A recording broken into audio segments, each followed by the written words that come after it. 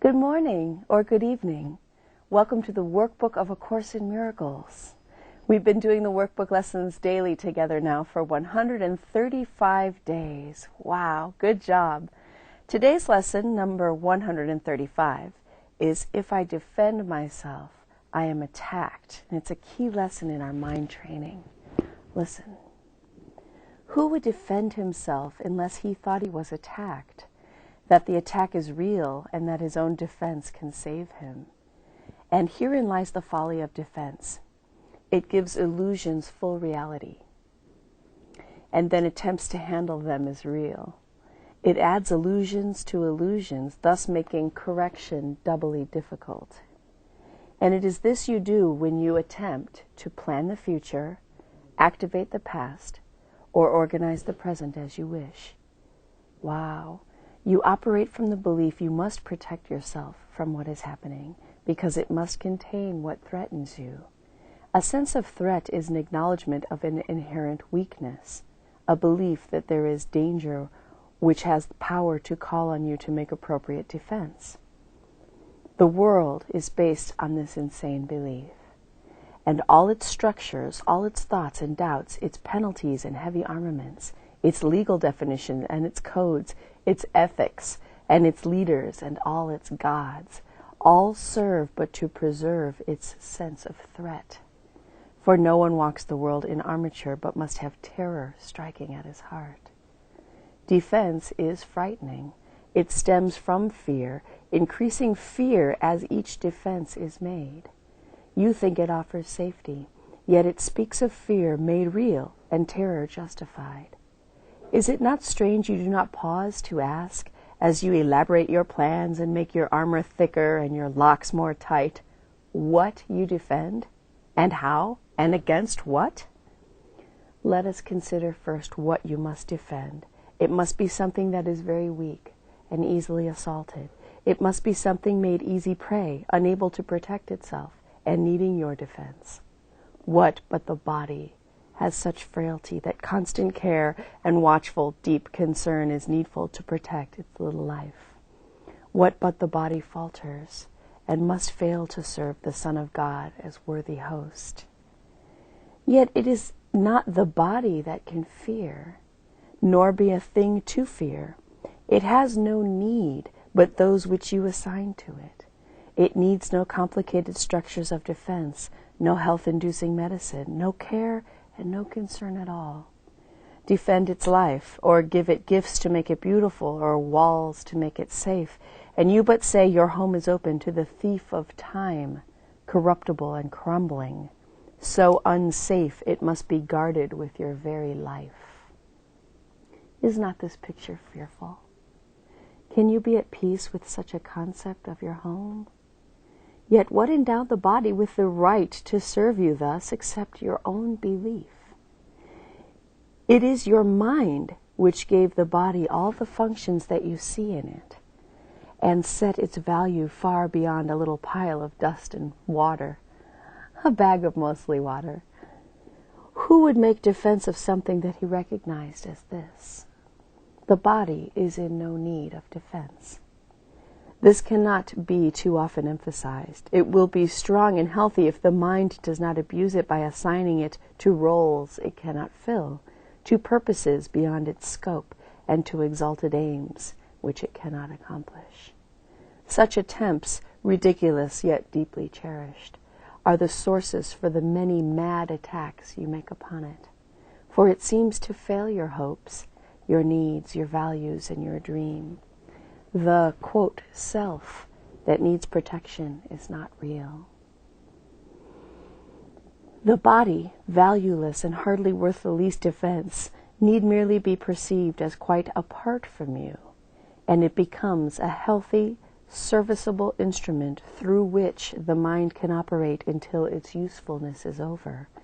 Who would want to keep it when its usefulness is done? Defend the body and you have attacked your mind. For you have seen in it the faults, the weaknesses, the limits, and the lacks from which you think the body must be saved. You will not see the mind as separate from bodily conditions, and you will impose upon the body all the pain that comes from the conception of the mind as limited and fragile and apart from other minds and separate from its source. These are the thoughts in need of healing, and the body will respond with health when they have been corrected and replaced with truth. This is the body's only real defense. Yet, is this where you look for its defense? You offer it protection of a kind from which it gains no benefit at all, but merely adds to the distress of your own mind. You do not heal, but merely take away the hope of healing, for you fail to see where hope must lie if it be meaningful. A healed mind does not plan. It carries out the plans which it receives through listening to wisdom that is not its own. It waits until it has been taught what should be done and then proceeds to do it. It does not depend upon itself for anything except its adequacy to fulfill the plans assigned to it. It is secure in certainty that obstacles cannot impede its progress to accomplishment of any goal which serves the greater plan established for the good of everyone. A healed mind is relieved from the belief that it must plan, although it cannot know the outcome which is best, the means by which it is achieved, nor how to recognize the problem that the plan is made to solve. It must misuse the body in its plans until it recognizes this is so. But when it has accepted this as true, then is it healed and lets the body go. Enslavement of the body to the plans the unhealed mind sets up to save itself must make the body sick. It is not free to be the means of helping in a plan which far exceeds its own protection and which needs its service for a little while. In this capacity is health assured, for everything the mind employs for this will function flawlessly and with the strength that has been given it and cannot fail. It is perhaps not easy to perceive that self-initiated plans are but defenses, with the purpose of all of them were made to realize.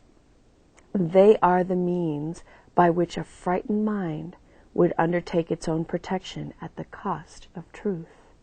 This is not difficult to realize in some forms which these self-deceptions take, for the denial of reality is very obvious. Yet planning is not often recognized as a defense.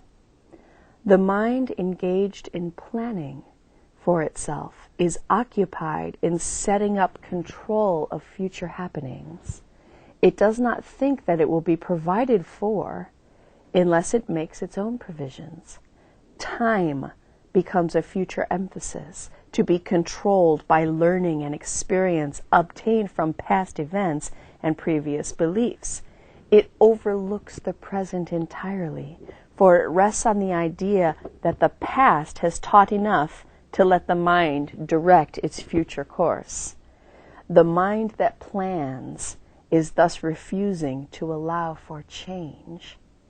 What it has learned before becomes the basis for its future goals. Its past experience directs its choice of what will happen, and it does not see that here and now is everything it needs to guarantee a future quite unlike the past, without a continuity of any old ideas and sick beliefs. Anticipation plays no part at all, for present confidence directs the way. Defenses are the plans you undertake to make against the truth. Their aim is to select what you approve and disregard what you consider incompatible with your beliefs of your reality. Yet what remains is meaningless indeed, for it is your reality which is the, quote, threat that your defenses would attack, obscure, and take apart and crucify.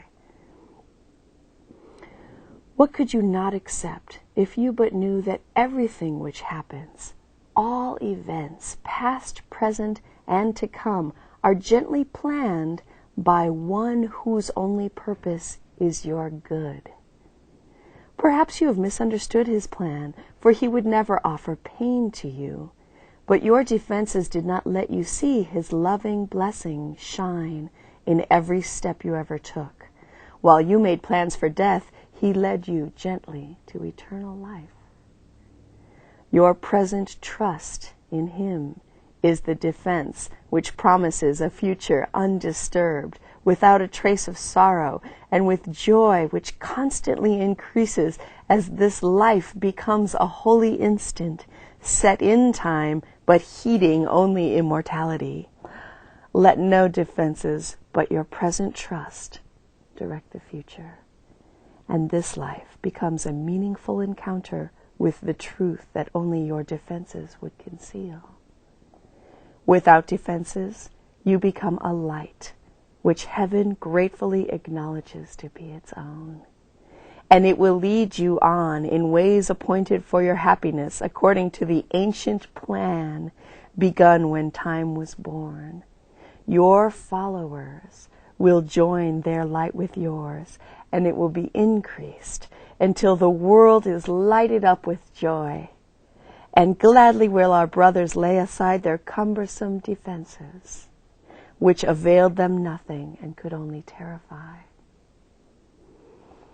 We will anticipate that time today with present confidence, for this is part of what was planned for us. We will be sure that everything we need is given us for our accomplishment of this today. We make no plans for how this will be done, but realize that our defenselessness is all that is required for the truth to dawn upon our minds with certainty. For 15 minutes, remember now we've upped the time, we're at 15 minutes in the morning and 15 minutes at night. For 15 minutes twice today, we rest from senseless planning and from every thought which blocks the truth from entering our minds. Today, we will receive instead of plan, that we may give instead of organize. And we are given truly, as we say, if I defend myself, I am attacked. But in defenselessness, I will be strong, and I will learn what my defenses hide. Nothing but that. If there are plans to make, you will be told of them. They may not be the plans you thought were needed, nor indeed the answers to the problems which you thought confronted you, but they are answers to another kind of question, which remains unanswered, yet in need of answering until the answer comes to you at last. All of your defenses have been aimed at not receiving what you will receive today. And in the light and joy of simple truth, you will but wonder why you ever thought that you must be defended from release. Heaven asks nothing.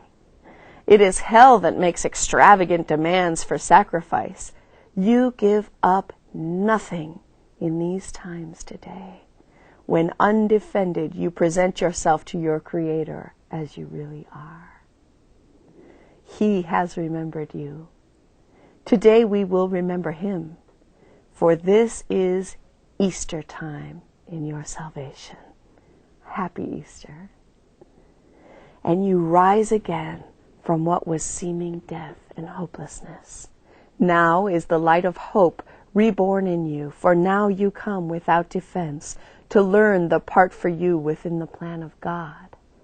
What little plans or magical beliefs can still have value when you have received your function from the voice for God Himself? Try not to shape this day as you believe would benefit you most, for you cannot conceive of all the little happiness that comes to you without your planning. Learn today, and all the world will take this giant stride and celebrate your Easter time with you.